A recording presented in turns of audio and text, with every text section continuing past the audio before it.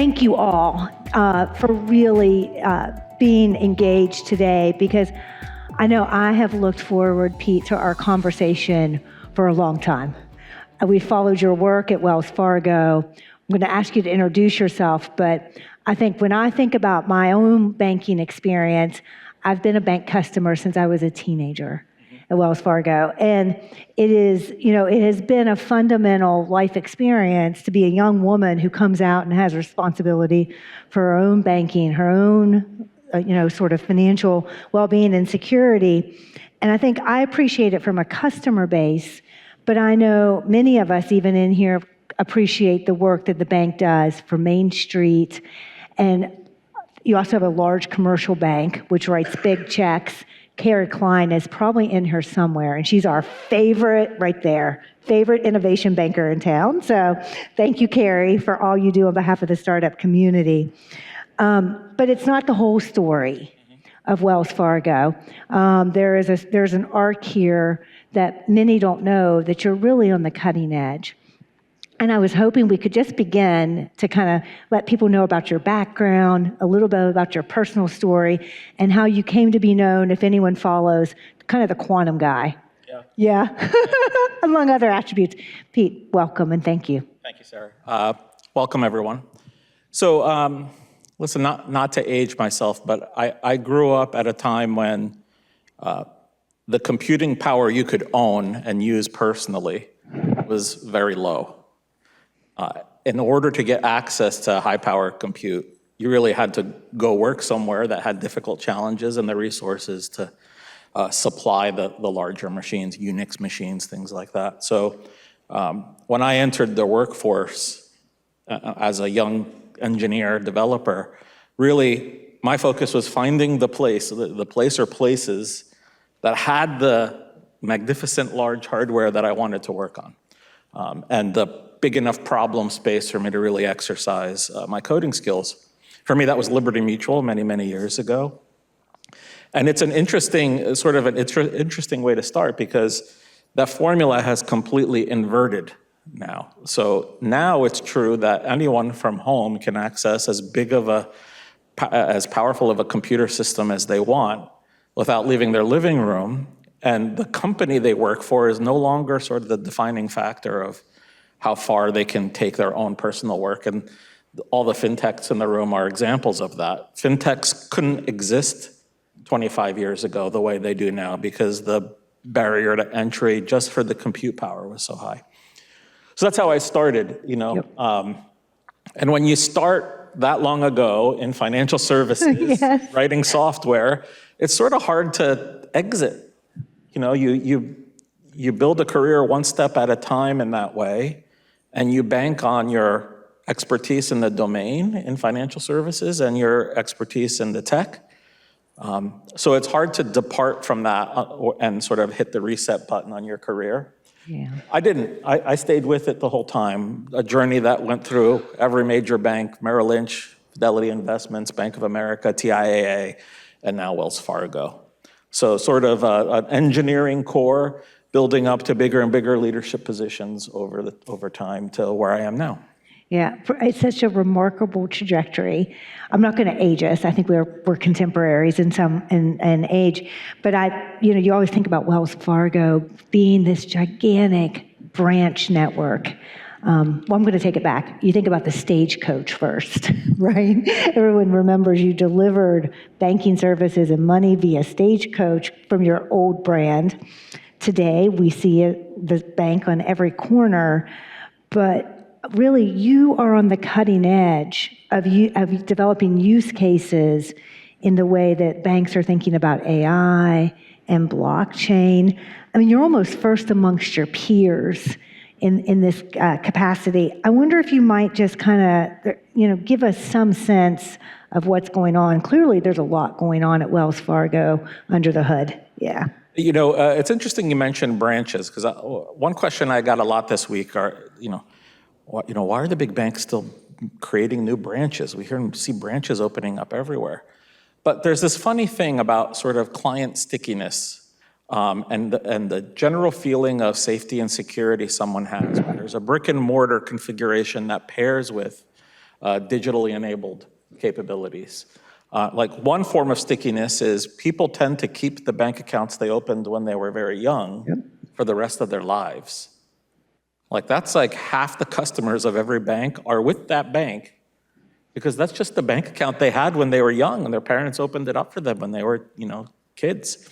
So that's one sort of strange, very sort of humanizing aspect of what it means to work at a large bank. The other thing is we know that when we pop up a branch, even though almost all our interaction these days are digital, when we open up a branch in a certain region, we can see the digital engagement around that branch has a dramatic uplift. Wow. Meaning people want to interact digitally using modern technology, but there's still the human aspect of feeling like there's a place I can go to talk to a human in order to fulfill the demand I have, the problem I have. So when I think about sort of state-of-the-art technology in a large bank setting, it's always focused around understanding that human linkage, the human need, when it comes to financial services, thematically, trust, security, convenience, and then capability is sort of mixed in. It's not necessarily first. It's an interesting way to rethink about how large banks operate and why large banks are still large banks and they haven't been disrupted all that much. So my purview at Wells Fargo today started out as a bunch of seeds planted many years ago, hoping that it was fertile ground, and it turned out to be correct. My team has 4 major components. The first component is enterprise content management. That's unstructured data, AKA documents. Banks are massive document manufacturing machines. They still are, they will be for the foreseeable future. But it turns out that what sounds like a somewhat boring, hey, documents are boring, paper and all that stuff, it's the most fertile ground for Gen AI that you can imagine. It's the thing that gets Gen AI really cooking in a large institution and powers the majority of use cases. So that enterprise content management turned into foundational AI capabilities for third largest bank in the US. Second area, automation, which 5 years ago was bots and process mining and task mining, these sort of very well-defined recordable things, workflow capabilities used to sort of deal with technical debt and inefficient workflows. That turned into hyper-automation, agentic solutions. This notion that a computer or a virtual assistant is doing work on behalf of a person to automate a certain task. So that was the second seed that was planted, Sarah, and turned into something great. Blockchain, we lived through quite a long crypto winter, and the deregulation from this year took blockchain at large banks from a hobbyist endeavor, internal flows, on-us settlement, things like that, to a new frontier, like a whole new way for money to move, for money to exist, for value and for money and value to be exchanged in singular atomic transactions. So that bet is paying off.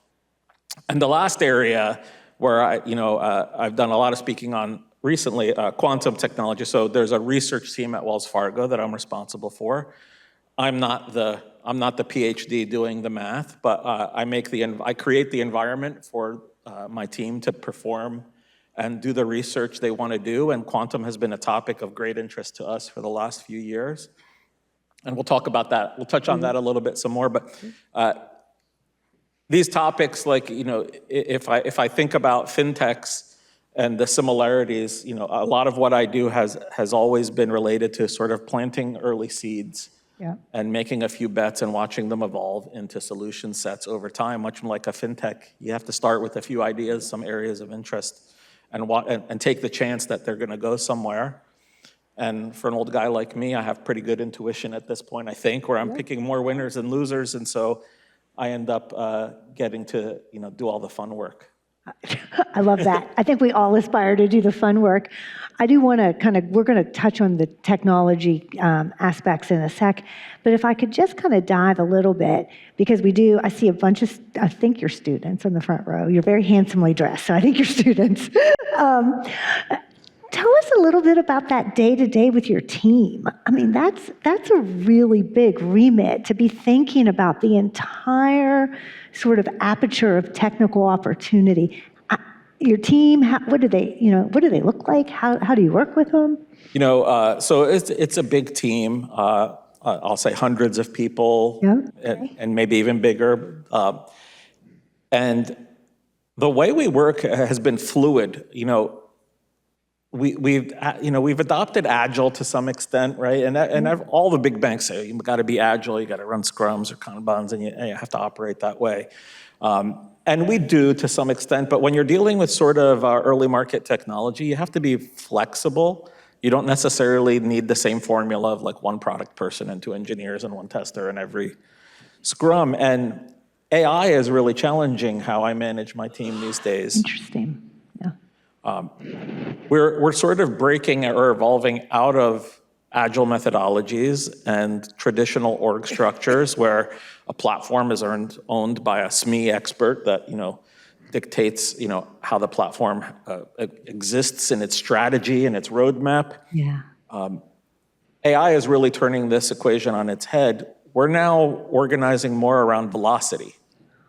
Interesting. So imagine, a world where, large language models are really good at a couple things. They understand unstructured data pretty well, and they're really good at determining the best way to complete a task if given sufficient services and tools to call upon. Those are sort of the two main things that they're good at.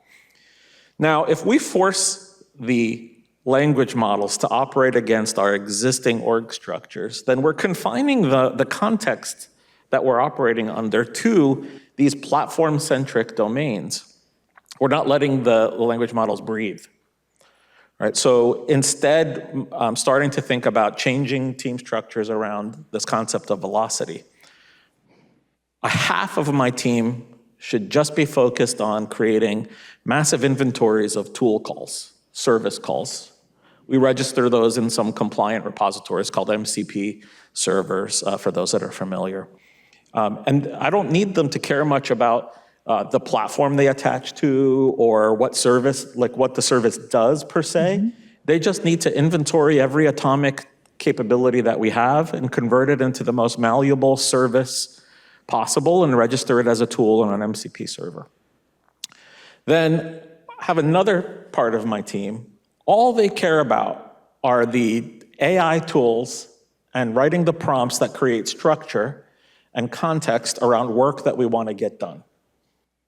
So taking things like we even use large language models to take a business story and convert that all the way down to the first iteration of code, skipping a whole lot of steps in between.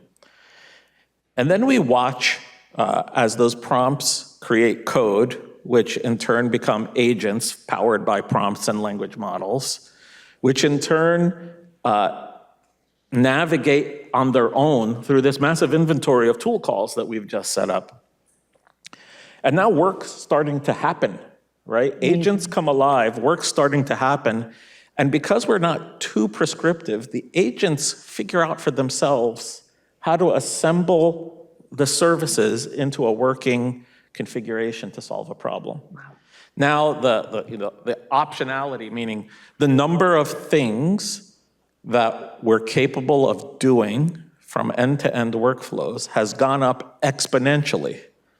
Because instead of confining agents to a given workflow, we just create massive inventories of services on the right, massive inventory of needs and outcomes on the left, and we let the agents figure out how to connect those dots because they're good at that. And then another section of my team just tries to put safety into the equation.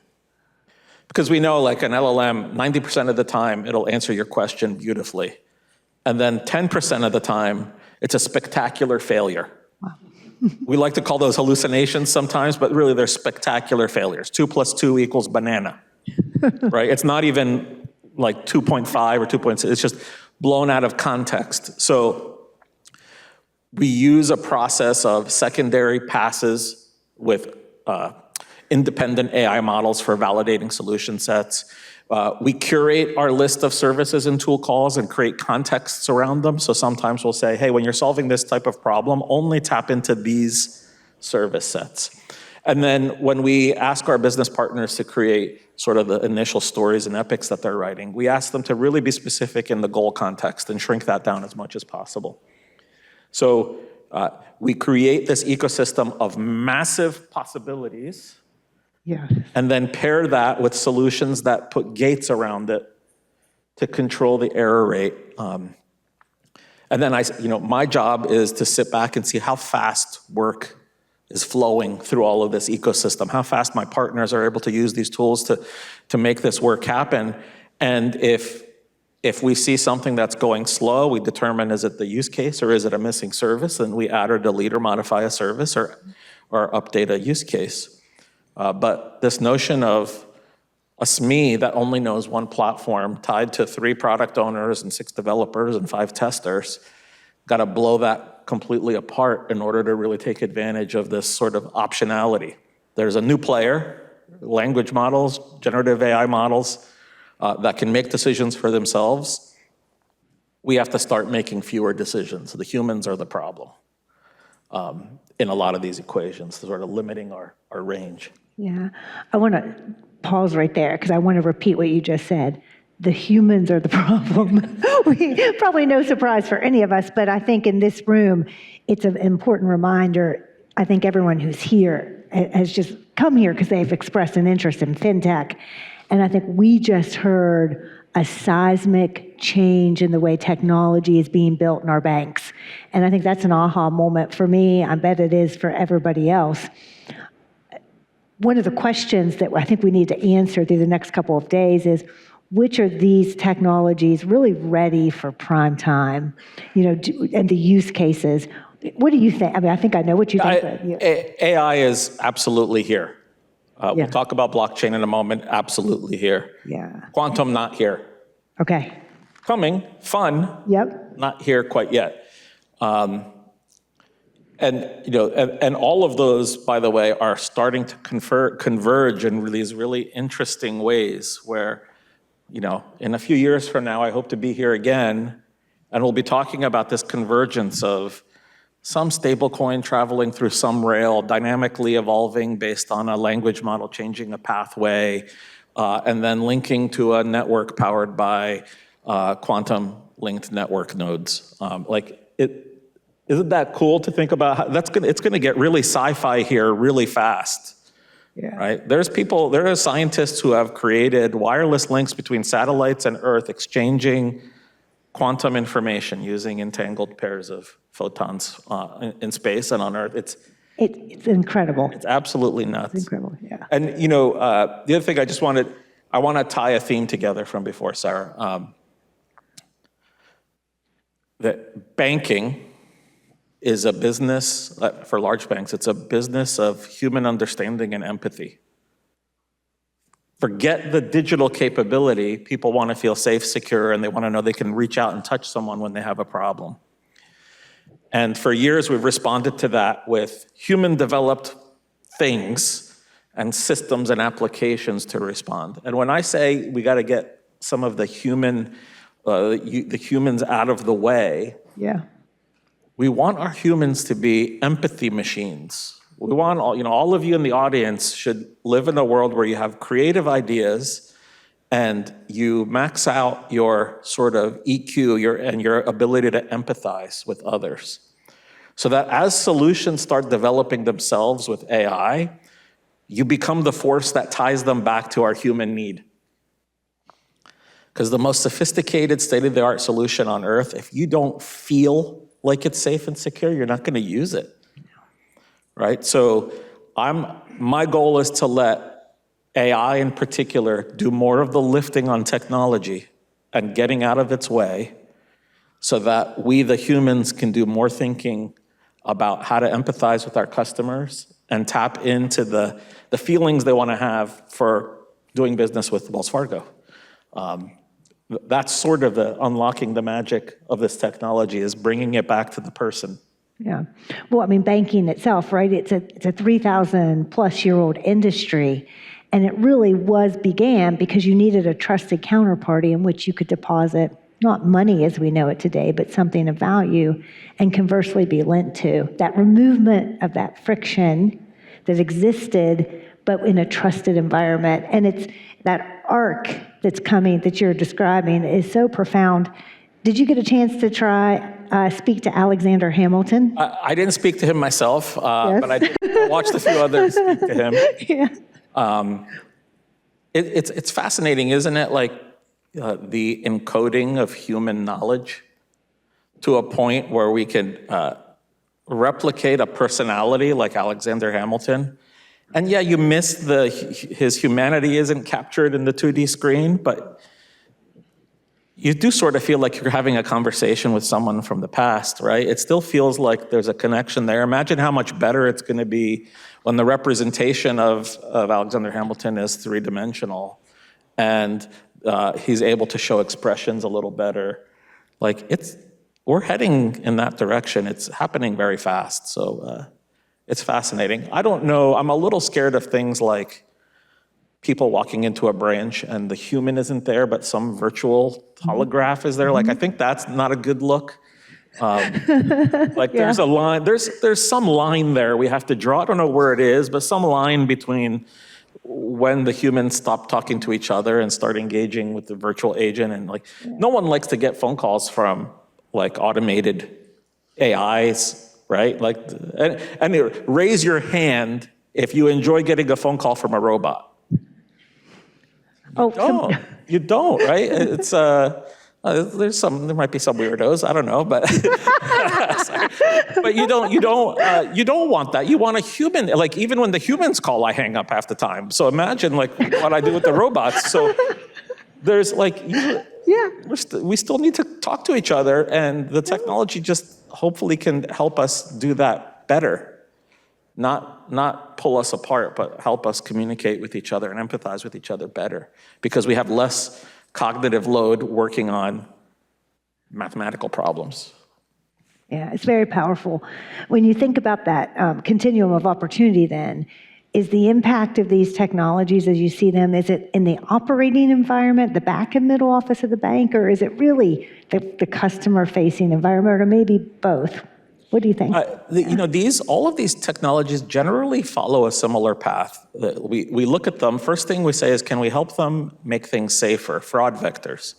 Because usually when these new technologies are sort of in their early days, the first thing we notice are all the potential threats they might rise, right? That's the first thing. When quantum first came into the limelight, first thing we talked about was encryption and how post-quantum cryptography is the most important thing. And when AI came onto the scene, we're about, now there can be artificial agents doing attacks on websites and things like that. So each of these starts with a fraud vector. And then generally, the next thing we look for, particularly in larger institutions, is how can we use these tools to create efficiency? Not necessarily do net new things, but efficiency, the same things that we do now, way better, faster, cheaper, right? Then the third element we always drive towards is customer service, at least at a bank. How do these tools create a better customer service experience? And then last is usually, what's a net new capability that we think we can enable for a new product we've never done before or couldn't do before using the tech? That sort of maturity curve from an early market idea to penetration in a large institution is pretty consistent. Yeah, fascinating. Are any of those technologies, stacks that we've talked about, holding quantum for a minute, the other three, the big three, are any of those going to fundamentally alter how banking is done in the future? Yeah, so AI is going to normalize. It's just going to be the new way we create capability. It's the marriage of human engineers with artificial intelligence-driven tooling to just write code faster, create applications faster, create experiences faster. That's here now. It's getting better and better every day. So I want to say we've entered sort of a maturity curve there. Blockchain is the interesting topic these days, because it started as a novel way to rethink about, objective exchange of information between two parties, two different network nodes. And now blockchain, with all the deregulation that's occurred, has become really a viable new way to move value. For sure. From point A to point B. And all of you have probably heard about stablecoins and tokenized deposits and cryptocurrencies or algorithmic currencies. They're going to dramatically change the landscape. I think the US will be the last to really feel the big impact of these things. Because we have a pretty stable currency in the US. The dollar's pretty good, right? And banks in the US are already pretty good at, selling you something and taking $1 from you and then buying something and giving you $1 back. Those well-established networks. But what about abroad where currencies don't have that stability, right? These algorithmic currencies, stablecoins, represent a better dollar for citizens, Sure. And so now now we have to consider, how does liquidity work across borders, cross-border payment rails? How can we enable those so that access to currency becomes sort of instant and easy and stable beyond the borders of the US? So that's one sort of big area. Another big area is, everyone's heard sort of the term T+1, T+2. Generally, when you buy a financial asset, there's hours that go by, then a batch cycle of some sort that runs, and then you get a notice the next day or the day after that the thing you wanted to do is done. And then usually there's a week-long settlement process after that where money physically moves. Blockchain creates this opportunity for value and monetary exchange to occur in a single atomic transaction. Sell a bond. The bond is digitized, is tokenized. It has a smart contract attached to it with terms. The tokenized deposit needed to pay for it is bundled in the transaction. It clears instantly. There may be a background where real dollars go on and off ramps, between institutions, but to the customer, it's this instant exchange. And that's going to happen all over the place. A few years from now, you're going to get a mortgage, and it's going to be this tokenized thing. And it may even exchange hands in secondary markets, and you'll never know it. In a frictionless way. In a frictionless way. And the way you interact with your mortgage won't change because its terms are defined in a smart contract. Right. Yeah. And so, we're going to see a dramatic shift in the banking ecosystem, finance ecosystem, regarding how money moves and how value is exchanged for goods. And it's going to be exciting. It's disruptive to big banks like us in particular. Things like a tokenized deposit is $1 in your bank account represents $1 token. We like that because at a big bank that means we only have to hold a 12-13% reserve to account for that. A stablecoin is something even a big bank has to issue or buy. For every $1 of stablecoin, we have to have $1 in reserve. So we prefer certain modes of transport, and that's why the big banks are all going to make plays into either building consortiums or issuing their own stablecoins in order to power these new paths, these new ecosystems across the world. Yeah, it is almost, it's so mind-blowing to think about where we're heading and that vision. I have to ask, since our audience are fintechers, do you work with the entrepreneurial community to build these cutting-edge solutions? Yeah, you have to, Sarah. Yeah. And we do it for a lot of reasons. One is just to learn, because the pool of ideas is always better than just the ones you can have yourself. But actually, last week, Wells Fargo hosted an innovation summit. I was out in Menlo Park, California. And I want to say I met 5 or 6 people not just from Wells Fargo, but from fintech companies that were there with us in Menlo Park. So that there's a community aspect to it as well. But we always look at a few different optics. So one is, can we learn from startups and fintech and VCs about great ideas?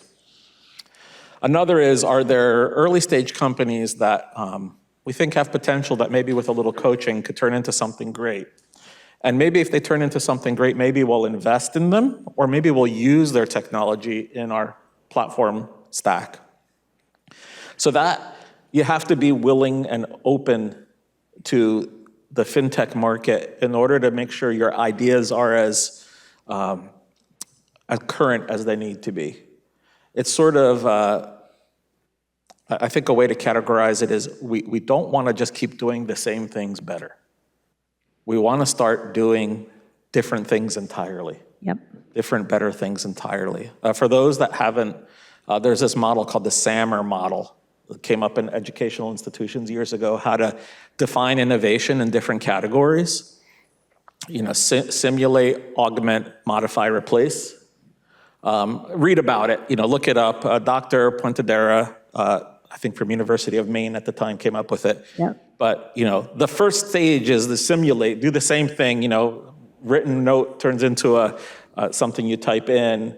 But all the way to replace is a paper that you used to write by hand on a piece of paper is now a podcast, right? I mean, think about that for a minute. Yeah. Right? How quickly that time has compressed. Not to take you off track for a minute. Yeah. Amazing example. Yeah. So you have to try to put these things in context. Fintechs let us do that. Are they doing the same thing better? Yeah. Or are they showing us a whole new way to do something? Yeah. How many of you are entrepreneurs in the room? Raise your hand. Wowzy. Awesome. Look at all that opportunity ahead. Thank you for painting that. Because, you know, one of the things that I've been so impressed about, I think I told you, I had a chance to hear you at the New York AI Summit and your remarks. And you centered just like you did when you began your talk here, which is we're about the customer. We're putting the customer centric to the idea, trust, empathy, even in this world of bits and bytes and qubits.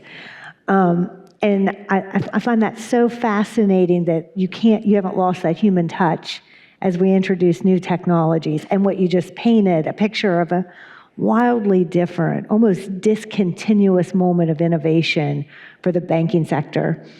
But the other side of that, as you said at your remarks at the AI Summit, was that you also have this need to protect the customer, protect the data. And that kind of makes me want to transition us into quantum. We've just got a few minutes left, and we've got 10 minutes left, and I'm not going to be too rushed. But that's another area that I don't think any of us completely understand. Can you just talk to us for a minute? What is quantum? Yeah, you know, it's funny. That session in New York was recorded. Yep. And I have two daughters. One of them's here in the audience, and another is an 11-year-old at home. And she watched that video of that. She said, "Daddy, what are these qubits? And why do you keep talking about qubits? And what does that mean?" And you know, it's hard to answer that question. You know, well, there's quantum mechanics and there's entanglement and decoherence, and like you can't explain that to an 11-year-old. What did you just say? Yeah, and so there's not a lot of easy, fast ways to do it, but think about this. If you know, a computer chip today is, you know, some semiconducting material and a lot of pathways etched, and those pathways, you know, turn on and off electrical current and leads to a 0 or a 1. Okay. And you can create millions of those on a chip. And those follow traditional physics. And they follow the models that we're used to of how big particles behave. They move here and electricity's on or off, yes or no, and then they continue or they don't continue. Well, quantum mechanics is all about teeny tiny particles. And these teeny tiny particles, it turns out, they don't behave the way you intuitively would think they do. They're predictable, but in ways you have to learn about in order to understand. And it turns out if you take some superconducting material and you put an insulator in between it and you throw in a few capacitors and you shoot a microwave at it, you can catch a single photon in between. And that single photon is in a state of superposition, doesn't know what it is, doesn't know what it will be until someone tries to measure it. Someone looks at it in some way. And then in that instant, it becomes, one of its properties becomes real. Okay. So emerges. So it Emerges. is That's called emerges. decoherence. Yeah. Yeah. And now you can start thinking about, and we measure all those things by measuring sort of waves and amplitudes of events that occur when those decoherence events occur. And so we can create these machines, IBM, one of the leaders here, create these machines where we can capture all these photons and organize them as, as a qubit, a single photon, and organize in a qubit and link to others. We could organize them in circuits. And because they're neither zeros nor ones, there's all sorts of interesting math and quantum mechanics that you can apply to them. Yeah. And you can generate a probabilistic wave of possibilities for a problem that you've effectively modeled on this computer. A lot of, I try, believe it or not, that was a simplification. I hope I didn't lose something. It's fascinating stuff. But the bottom line is this: quantum computers don't replace the computers we're used to. There are these machines that can emulate quantum mechanics in a certain way that allow us to solve certain types of algorithmic questions. And here's the killer. We know many types of algorithmic questions that a quantum computer will be the answer to. The problem is, in financial services, we don't know, or we don't have problems that look like the problems that quantum computers are good at solving.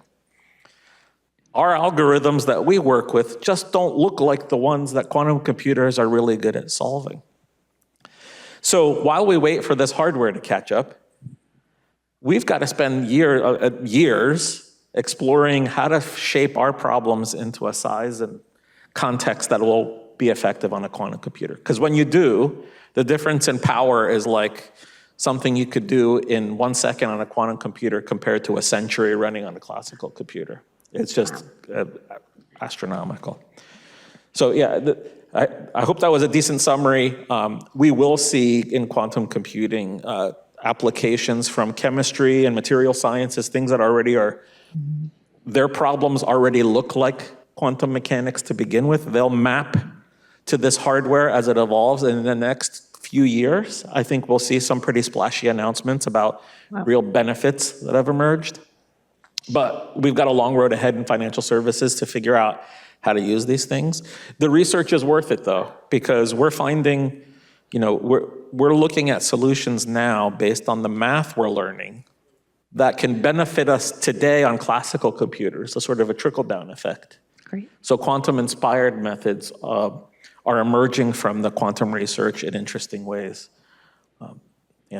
Yeah, if theory was at zero, and the practical applications and practice of quantum was at 10, where are we on the scale from theory to practice in your mind? 1 to 10, not to put you on the spot. It's neither a 0 nor a 1, Sarah. Fair.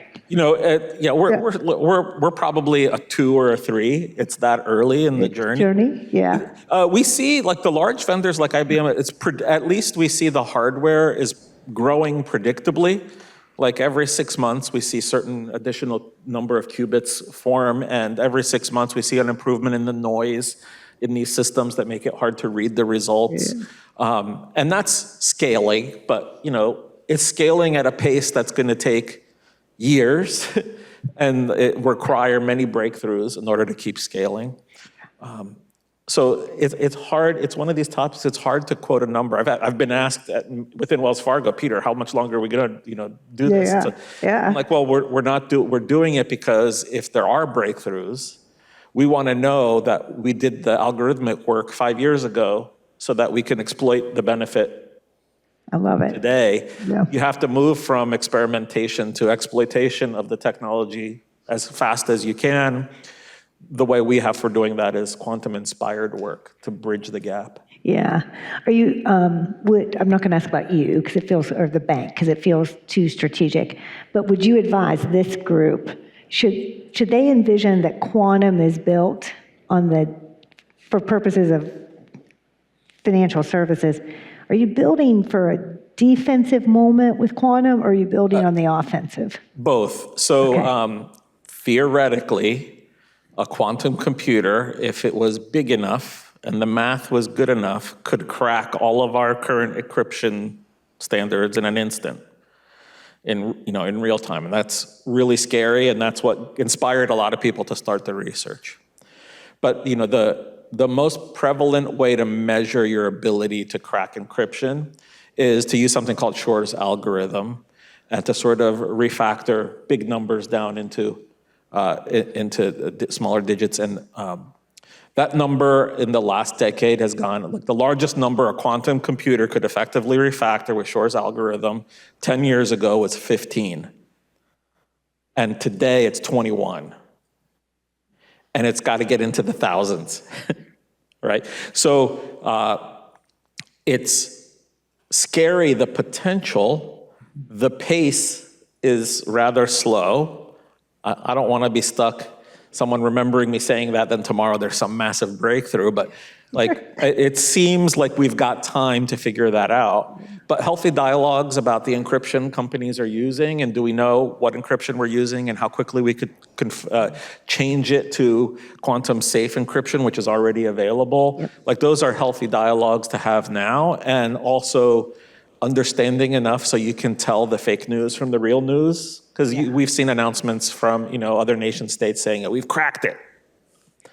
But if you don't have enough familiarity with quantum computers to read the article and know what they really did, your reaction might go from shock and awe and fear to who cares, right? Like, you can't do that unless you stay close to the topic and have that sort of fluency with it. And I think, Pete, because you've shared with us how quickly we have moved into an environment where we may be seeing, stable coins in more regular use, or things like that settle in an instance. For those of us in the industry, we're used to, T1 seems fast. Now we're talking about a blink of an eye. And I wish you would write a Substack. It'd be very cool, because all of us, I think, need to be on this cutting edge. I mentioned to you a panel that we're having this afternoon actually features two founders of a quantum computing company here in Boston, and they just raised $230 million from NVIDIA. We think that's a big number, and the investment levels have skyrocketed in the last year, because I think knowing that there's some companies have demonstrated that predictability is giving so much hope, right? And that's good. It's driving research, it's driving development, and the more energy we can get behind it, the faster the innovation will come. So I'm very hopeful that we can keep the hype cycle high as long as possible to keep the flow of money coming to drive the innovation in the space. Because quantum is, it's fun. And maybe that's nerdy. It's fun to talk about, to work with, to read about. It'd be a shame if the energy got snuffed out too soon, right? So we need some investment and some innovation to occur. Yeah. Well, with guys like you, I feel like we are going to be continuing to push in banking. It's not our parents' bank anymore. It really is really futuristic. And, if we think about, which we really hope you will do this, come back to us in a year, come back in 3 years. What do you hope to see as we we're going to end our conversation on this big question. What do you really, in the world of tech and bank tech? Same time next year, I really hope that the collision course, at least right now, of blockchain and AI really materializes. I'd love to be here talking to you about the 10 or 20 different ways that AI has supercharged the concepts in blockchain, and how they've dovetailed beyond just, we used AI to write this network code better. I'm talking about self-provisioning networks driven by AI somehow, that, these creative applications and how they correspond to each other. I hope that really comes to life and then over the next year. I think the rest of the AI story is just on a course where we sort of can predict. It's just going to write a lot of our code for us. But these emerging storylines with blockchain, DeFi, AI, quantum, I think, will be an incremental or step function by next year. I'm not expecting huge breakthroughs by then, I hope. But that's the one thing I hope to see is this AI blockchain sort of interface really mature. Yeah, well, as an entrepreneur and on behalf of this entire community, thank you for painting a picture of the future. I don't think we would have thought about it when you and I sat down together. So thank you, Pete. Amazing. Thanks for having me.